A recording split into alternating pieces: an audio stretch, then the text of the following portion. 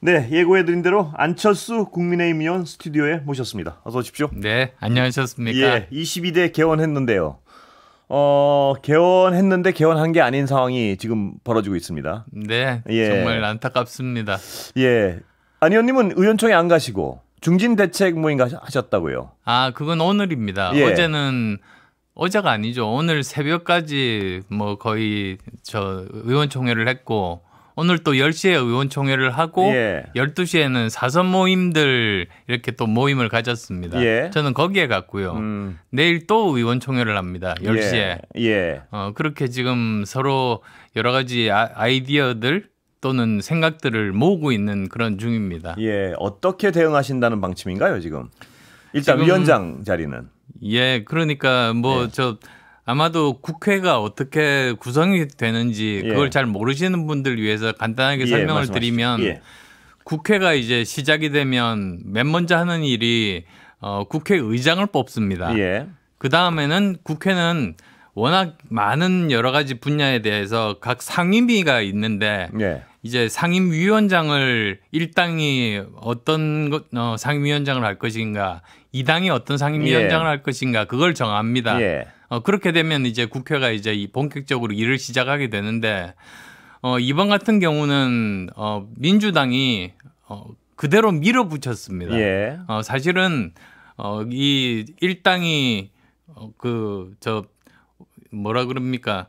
의장을 하고 그다음에 또 2당은 법사위원장을 하는 게 그게 지금까지의 관례였단 말씀이죠. 관례입니다. 왜냐하면 이 법사위원장이 모든 법안에 대해서 최종 심사를 해서 본회의로 넘기는 그 역할을 하기 때문입니다. 그래서 예전에 민주당이 아마도 김대중 대통령 될 겁니다. 민주당이 80 몇 석일 때 그때도 이 법사위원장을 민주당이 했습니다. 근데 이번에는 반대가 됐는데도 오히려 민주당이 이 의장과 이 법사위원장을 다 가져가겠다. 지금 그러면서 밀어붙이고 있어서 저희들이 들어가지 않고 있는데 참 안타깝습니다. 자, 그렇다면 여당으로서는 향후 어떻게 대응하실 계획이신가요?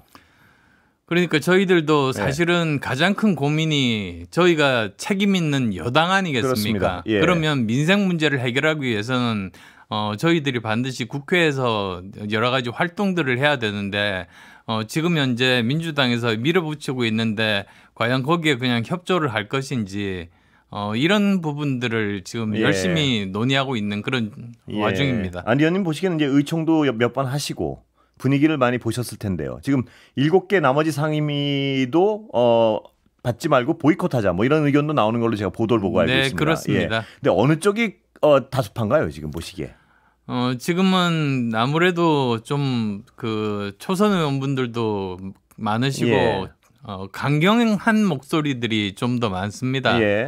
여러 가지로 또 감정적으로 격앙이 돼 있고 한데 어느 정도 시간이 지나면서 좀 차분하게 객관적으로 이렇게 바라볼 수 있지 않을까. 그러면 어느 정도 이제 합의를 해서 결론을 낼 수 있지 않을까 싶습니다. 그러니까 7개 상임위도 모두 안 받고 보이콧한다. 이거는 아직까지의 강경한 목소리긴 하지만 시간이 조금 지나면 바뀔 수 있다. 분위기는 이렇게 해석해도 되는 건가요? 아직 정해진 것은 없다. 없지만 그렇게 말씀드립니다. 분위기는 아직 유동적이다 이 말씀이시죠? 네. 그렇다면 의원님께서는 최상병 특검법 같은 데는 찬성을 하신 걸로 말씀을 하셨는데요. 문제는 이제 이 민주당에서는 국회가 개원이 반쪽이라도 최상병 특검법, 김건희 여사 특검법, 이 특검법 같은 걸 다 발의해가지고 밀어붙인다는 어떤 계획인 것 같습니다. 그럼 대통령실은 또 거부한다는 분명한 또 공언을 했고요. 그러면 이 거부해서 다시 재의결을 맡기면 그때는 어쩔 수 없이 여당이 들어올 것이다. 뭐 이런 어떤 계획인 것 같은데 그때는 어떻게 해야 합니까? 지금으로서 보니. 근데 21대까지는 사실 뭐 그런 식으로 진행이 됐지만 22대는 조금 다를 거라고 생각합니다. 그 변수가 두 가지가 있습니다. 우선 첫 번째는 지금 공수처가 수사를 하고 있는데 아마도 빨리 수사를 속도를 붙이면은 종결을 할 수 있을 겁니다. 수사 결론이 나올 수도 있다 이렇게 보시는군요. 그렇게 되면 정말 이야기한 대로 이것이 과연 만족스러운 그런 것인지를 보고 이제 이 특검이 필요한지를 판단할 수 있겠죠. 그렇게 되면 사실 복잡한 그런 부분이 하나가 사라지게 되는 예. 셈이고 그다음에 두 번째는 이번에 22대 때 이 최상병 특검법에 대해서는 21대와는 조금 다른 법안을 냈습니다. 민주당이. 그런데 그렇게 되면 저는 제일 바라기로는 국회의 이런 그 정신에 따라서 합의를 하는 여야 합의만 되면 그러면 아무런 문제가 없지 않습니까? 마치 예를 들어서 지난 21대 때 이태원 특별법이 서로 합의가 안 되다가 합의가 돼서 통과가 된 것처럼 저는 최상병 특별법도 합의가 돼서 통과가 되는 그래서 정말 진상을 규명하고 우리 국민들을 위해서 목숨을 바친 젊은이들을 위한 그 국가가 할 수 있는 최대의 예우를 해주는 그런 식으로 결론이 났으면 합니다. 의원님 말씀대로 그런 식으로 결론이 나면 최선인데요. 근데 그 최상병 특검법은 그럴 수 있다고 가정을 하더라도 김건희 여사 특검은 또 완전히 다른 상황입니다 지금. 근데 두 개를 동시에 거의 추진하면은 김건희 여사 특검법에 대해서는 대통령실 거부는 뭐 거의 분명해 보이고 또한 역시. 근데 저는 이렇게 생각합니다. 오히려 최상병 특별법보다는 이쪽은 훨씬 간단합니다. 왜냐하면 그 해당 당사자가 두 사람이고 그다음에 사건의 원리가 굉장히 단단하죠. 굉장히 간단하기 때문에 저는 특검 나가기 전에 결론이 벌써 나올 거라고 그렇게 보고 있습니다. 근데 대통령실의 지금 어떤 통치 형태, 태도 이런 걸 봤을 때 결론을 인정할까요? 많은 국민들은 결론을 어떤 결론이 나와도 인정을 안 할 것 같다는 게 어떤 국민적 추정 같은데요. 뭐 섣불리 그렇게 예상하기보다는 그걸 차분히 지켜보는 것이 바람직하고 저는 사실 언론에서도 이런 부분들에 대해서 차분히 지켜보자든지 아니면 또 여야가 합의를 해서 이걸 통과시키는 것이 최선이다. 이런 분위기를 만들어 주셨으면 합니다. 그런데 문제는 어제 그 권익위 결과 잠깐 보셨지만 어떻게 보셨습니까, 의원님? 사실 권익이라는 게 청탁금지법에 관련된 그 부분을 보지 않습니까? 그래서 저는 그 결론은 존중은 하는데 아직 저는 결론이 나지 않은 상태다. 왜냐하면 검찰이 지금 수사 중이지 않습니까? 오히려 검찰 수사가 더 중요합니다. 그래서 검찰 수사 결과를 보고 거기에 따라서 판단할 수 있겠다 싶습니다. 지금 검찰 수사를 제대로 할 수 있을까 이런 의구심을 가진 국민들이 많은데 의원님은 거기에 대한 어떤 확신이 좀 있으십니까? 어떻습니까?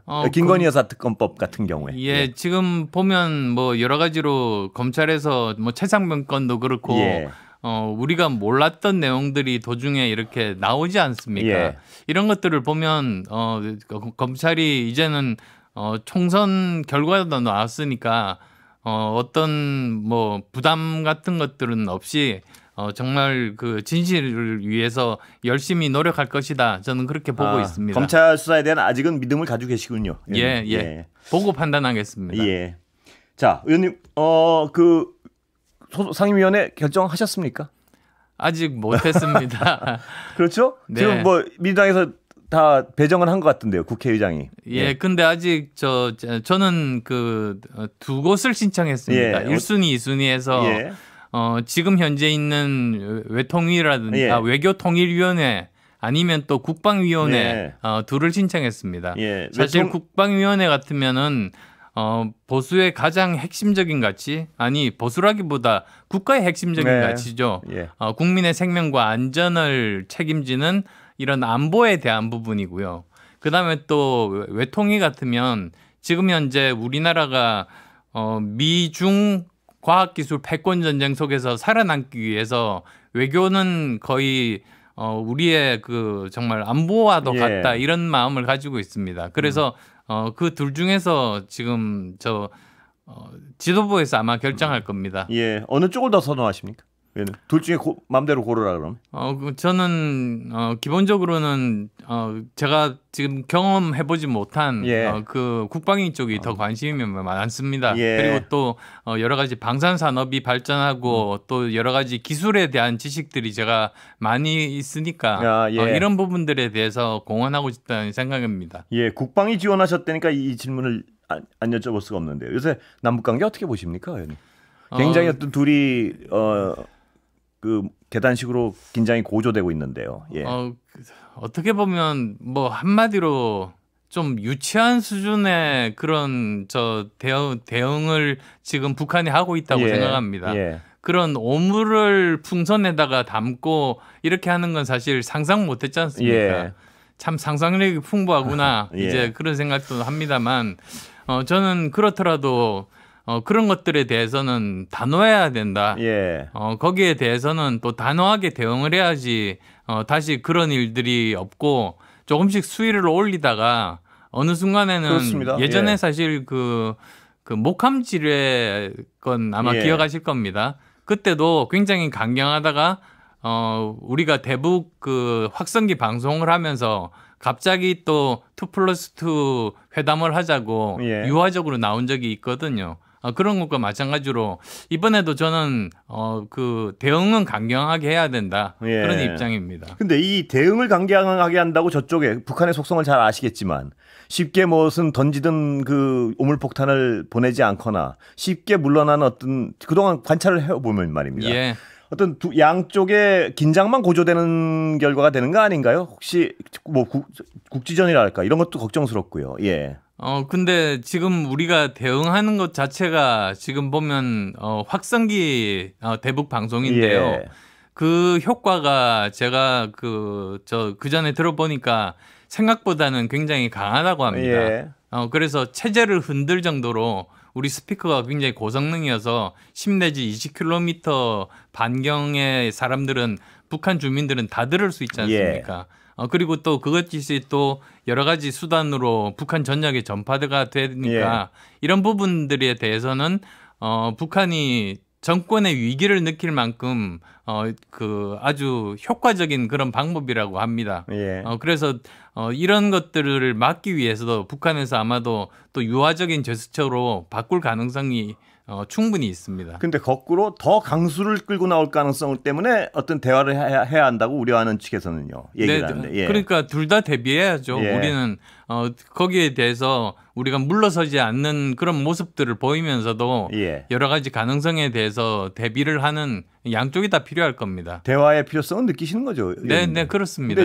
대화를 할 수 있으면 저는 제일 좋다고 생각합니다. 근데 현 정부에서 대화를 위한 노력을 너무 하지 않고 있다 이런 비판이 많은데 어떻게 보세요? 지금 현재로는 어떻게 보면 또 그전 정부에서 너무 유화적이지 않았습니까? 남북 공동 그 연락사무소까지 폭파했는데도 별다른 반응을 보이지 않고 계속 당하기만 했습니다. 그리고 뭐 심지어는 우리 국가 원수 우리의 대통령인데 삶은 소대가리라고 그렇게까지 그 모욕적인 발언들을 하는데도 우리가 아무 말도 못했습니다. 이런 것들이 쌓여가지고 우리를 만만하게 보고 있는 겁니다. 그래서 우리가 이렇게 단호한 모습을 보이면서 동시에 이런 대화 채널들도 그 가능성도 항상 저는 언급을 해야 된다고 봅니다. 그렇게 하면서 또 우리가 긴장도 늦출 수 있고 서로 또 우리가 인도적인 지원도 할 수 있는 것 아니겠습니까? 투 트랙으로 가야 된다는 말씀이시죠? 네, 그러니까 그렇습니다. 대응 자체는 강경하게 하더라도 대화의 채널은 열려 있어야 되는데. 저는 그게 제 소신입니다. 국민들이 걱정하는 것은 근데 대화의 채널 자체가 너무 닫혀 있어가지고 아까 그 강경이냐 유화냐 이거는 어떤 정권마다 약간 다른 대비를 할 수 있지만요. 대화는 어느 정권이나 있어야 되는데 그 부분을 너무 도외시하고 있는 것 아니냐. 예를 들면 지금 삐라 북한으로 뿌리는 거 있지 않습니까? 그게 누구를 위해서 도움이 되는 행위냐. 맨 처음에 대화를 하려면 적어도 쓸데없는 행위는 좀 자제시켜야 되는 거 아니냐. 이런 지적도 있습니다만 어떻게 보십니까? 그게 사실 정부에서 뿌리는 건 아니지 않습니까? 제재를 할 수 있으니까요. 시민단체인데 사실 그게 법으로도 나왔지 않습니까? 지난 정부에서 이런 대북 전단 살포 금지법이 나왔는데 그게 헌법재판소에서 위헌 판결을 받았습니다. 그러다 보니까 사실 국가에서도 이걸 제재하기는 마땅치 않습니다. 그 부분은 해석이 좀 여러 가지가 있는 것 같은데. 뭐냐면 위헌 판결은 나왔지만 정부에서 행정력을 동원해서 얼마든지 금지하거나 제재할 방법은 많다. 이런 해석을 하는 분도 적지 않아서요. 그러니까 또 다른 뭐 국민의 안전과 관련된 그렇습니다. 그런 조항을 들어가지고 할 수 있다는 그런 분들도 계시는데요. 일단은 그런 것보다는 그런 부분에 대해서 저는 바로 이렇게 전공법이 맞다고 봅니다. 그러니까 헌법재판소에서 이미 이거는 위헌이라고 판결을 했는데 그렇다면 또 다른 방법을 찾는 것 자체가 좀 저는 궁색한 것 같고요. 예. 그게 위헌 판결을 받았으면 그러면 그것에 대해서는 그대로 인정을 할 때 대신에 이것에 대해서는 북한에서 풍선을 날리면 강경 대응을 하면서 예. 동시에 대화의 채널도 같이 여는 이런 노력들을 우리가 끊임없이 해야 되지 않는가 예. 생각합니다. 국회에 들어가시면 대화를 하자는 어떤 목소리는 좀 높이실 예정이시군요. 네, 그렇습니다. 예, 구체적인 어떤 채널이나 이것도 지적을 하셔가지고 높이셔야겠죠. 목소리. 그리고 이미 채널이 있는데 예. 북한이 지금 전화를 안 받고 예. 있는 거죠. 예, 그건 어떻게 북한 쪽은 어떻게 압박과 동시에 설득해 나가실 예정이십니까? 북한이 지금 보면은 저 국제 제재 하에 놓여 있지 않습니까? 예. 그래서 경제 상황이 여러 가지로 좋지가 않고 그리고 또 이제 장마당이 활성화되고 인터넷이 보급이 되면서 북한 사회도 예전과는 다릅니다. 예. 그래서 여러 가지 남한에 대한 정보들을 북한 주민들이 많이 가지고 있기 때문에 저는 충분히 가능한 여지가 옛날보다는 훨씬 더 많다. 예. 이렇게 보고 있습니다. 예, 그 정치 얘기로 좀 넘어가야 될 것 같습니다. 당권 도전 어떻게 되십니까? 지금 아직 네. 룰에 대해서 결정이 안 돼 있습니다. 30% 얘기가 많이 나오던데요. 네, 일반인. 근데 그건 나와 봐야 아는 거 아니겠습니까? 예. 항상. 룰에 따라 어떤 결심이 달라질 수 있는 건가요? 아닙니다. 룰에 따라서 예. 저 결심이 달라지는 건 아니고 예. 저는 기왕에 이번 총선에서 정말 대패를 했으니까요. 예. 그렇다면 지금까지 그 100% 당원 룰에 의해서 뽑은 결과가 이렇으니까 예. 이것에 대한 잘못을 인정을 하고 오히려 국민의 소리를 더 듣겠다고 더 전향적으로 나갔으면 좋겠습니다. 예. 그래서 그전까지는 사실 16년 전통을 가지고 민심을 30% 반영을 하고 예. 당심을 70% 반영을 해서 10명 정도의 그 대표를 그 룰로 뽑았답니다. 예. 지금 황우여 비대위 위원장도 그 룰에 의해서 예. 뽑힌 분입니다. 그래서 옛날로 돌아가기에는 지금 그때에 비하면 너무나도 큰 예.